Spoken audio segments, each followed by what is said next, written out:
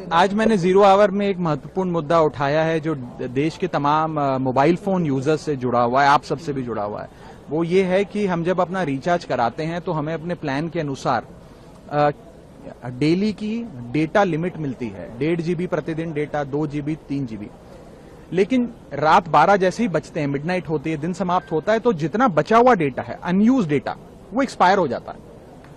उसे अगले दिन के लिए कैरी फॉरवर्ड या रोल ओवर नहीं किया जाता। आपसे, कंज्यूमर से, यूजर से पैसा तो पूरे डेटा का लिया जाता है, लेकिन जितना आपका बचा हुआ अनयूज डेटा है वो कंपनियां फोरफीट कर लेती हैं। ये गलत है। जिस प्रकार से आप मान लीजिए पेट्रोल भरवाते हैं गाड़ी में 20 लीटर, महीने भर में 15 लीटर इस्तेमाल किया, 5 लीटर बच गया, तो महीने के अंत पे पेट्रोल पंप का मालिक आकर ये तो नहीं कहता कि 5 लीटर वापस करो, कि वैलिडिटी समाप्त हो गई।